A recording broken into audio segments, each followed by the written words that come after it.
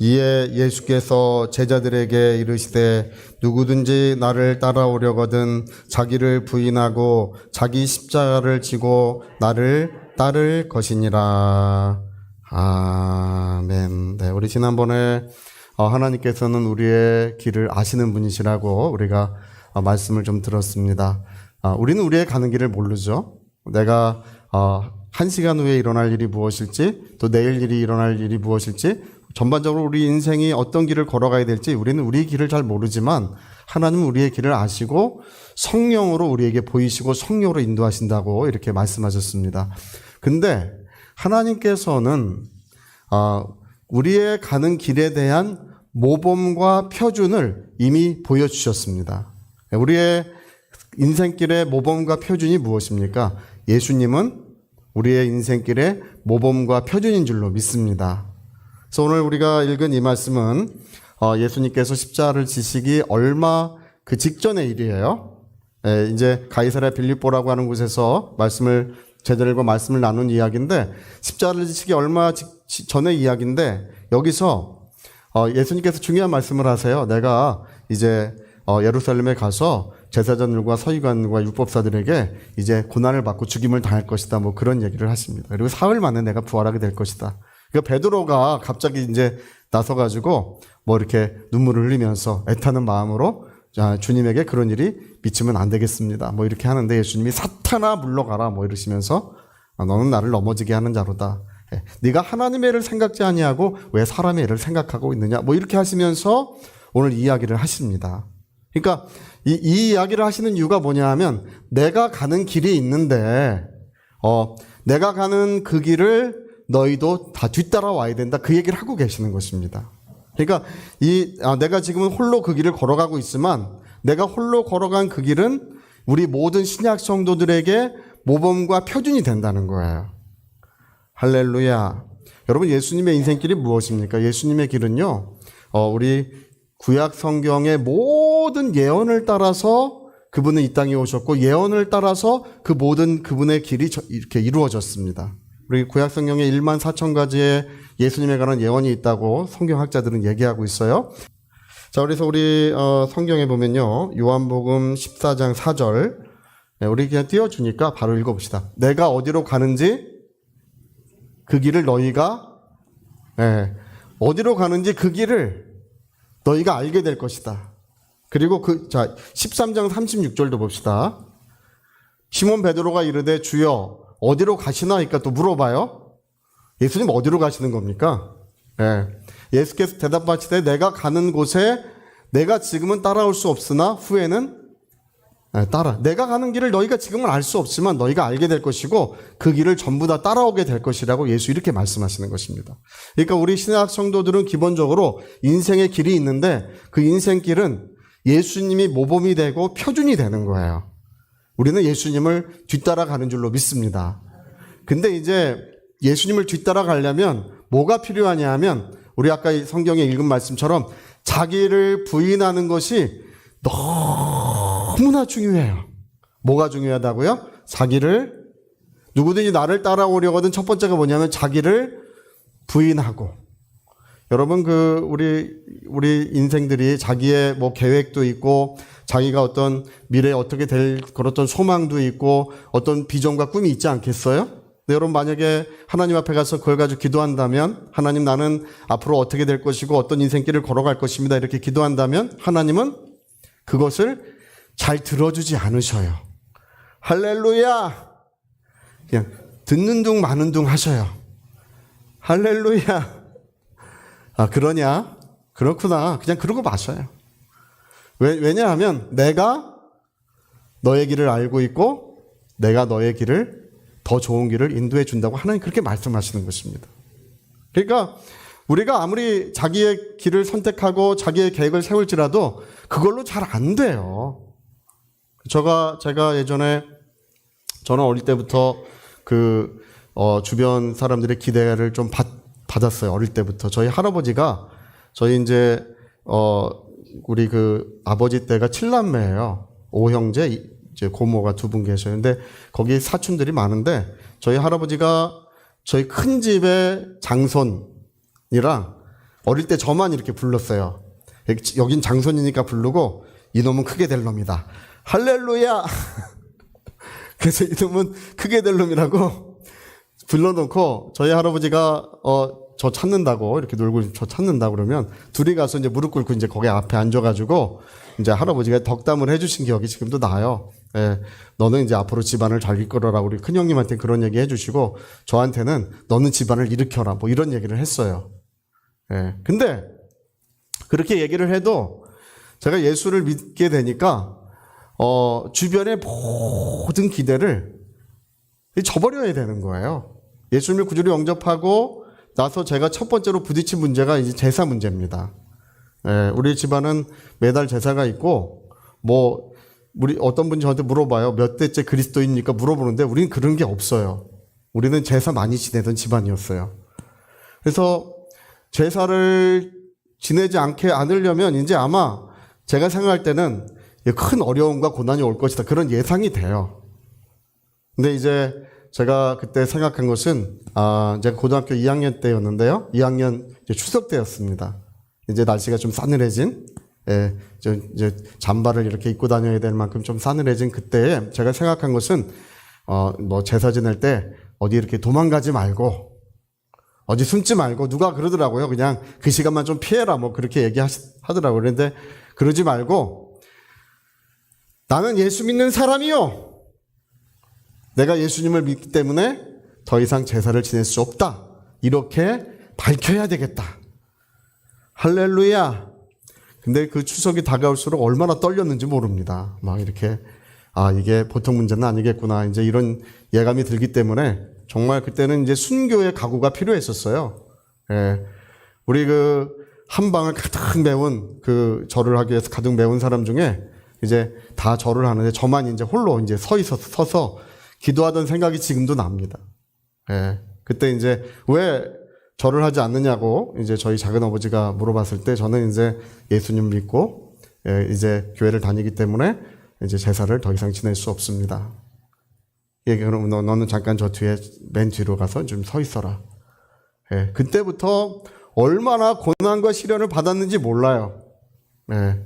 우리 집안에 예수 믿고 거듭는 사람이 있어야 되는데 이제 그게 없었던 거예요. 누가 선구자가 없으니까 이게 고난이 많은 거예요.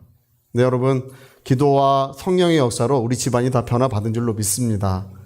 할렐루야. 예.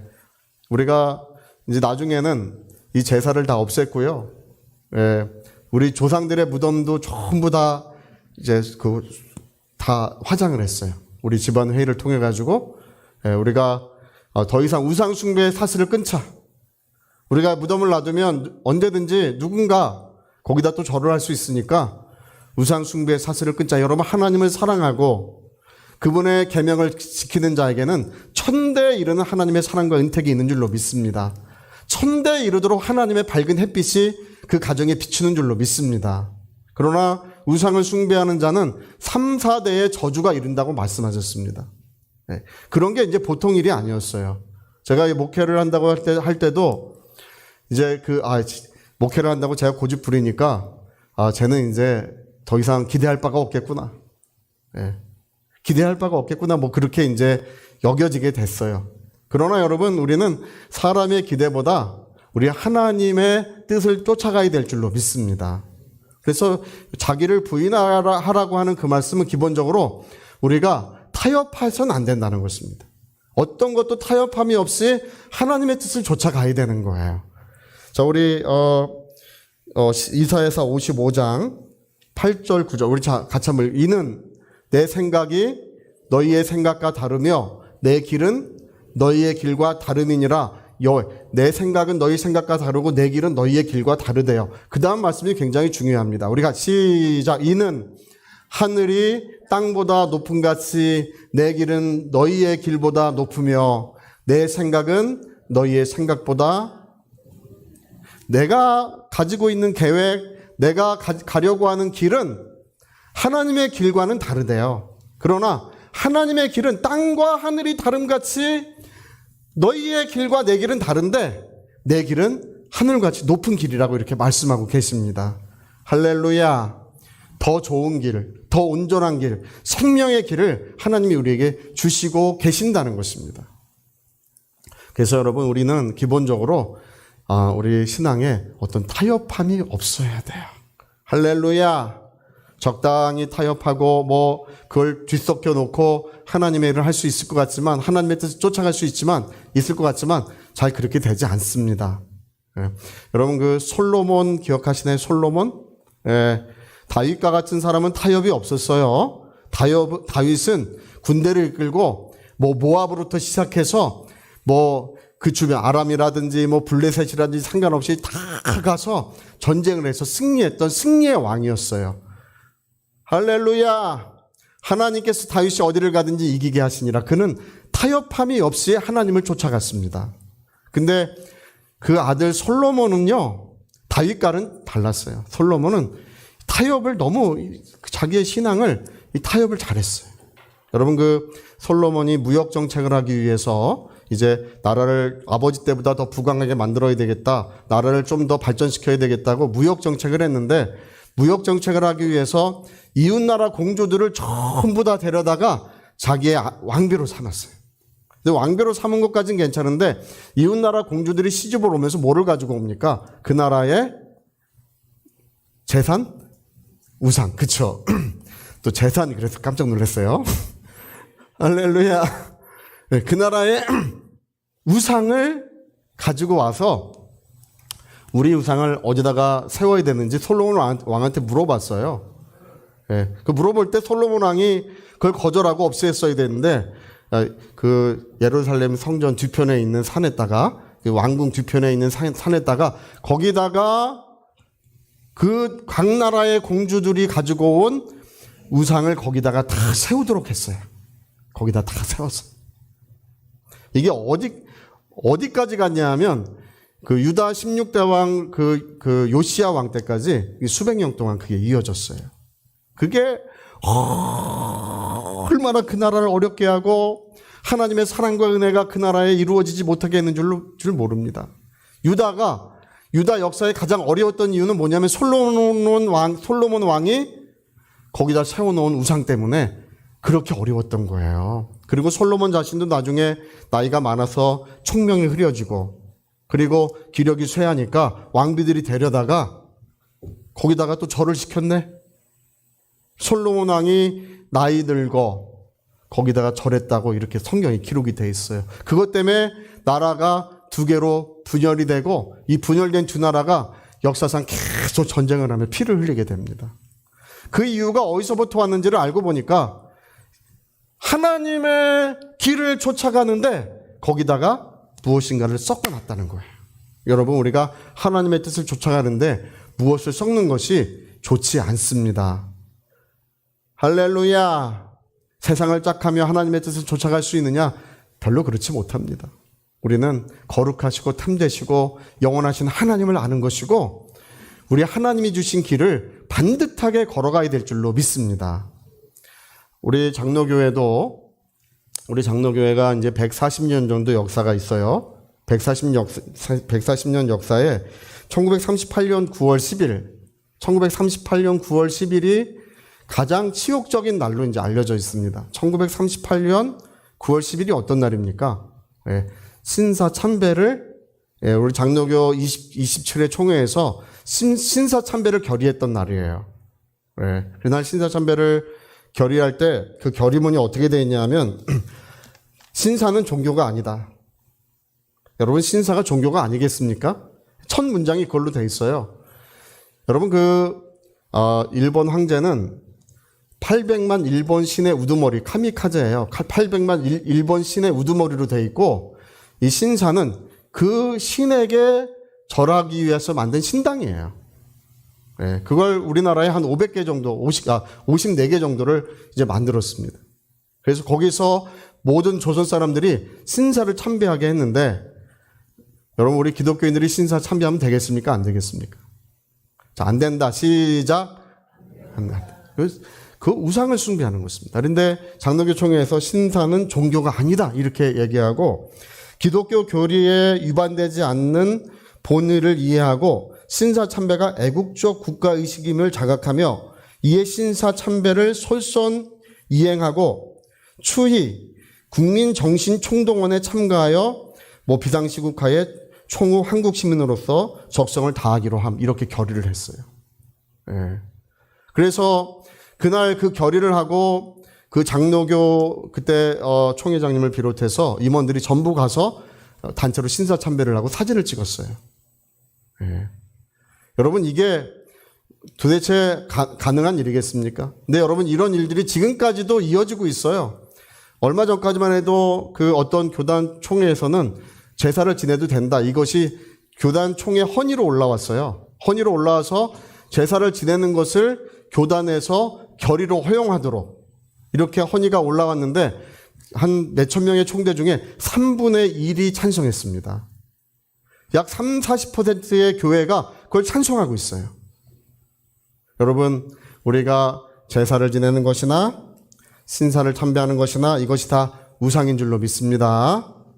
대저 이방인의 제사는 하나님께 하는 것이 아니요 귀신에게 하는 것이니 하나님의 상과 귀신의 상에 겸하여 참여치 못하고 하나님의 상과 귀신의 잔에 겸하여 참여치 못하리라. 너희가 하나님보다 강한 자냐, 하나님을 노여워하시겠느냐, 이렇게 말씀하셨어요.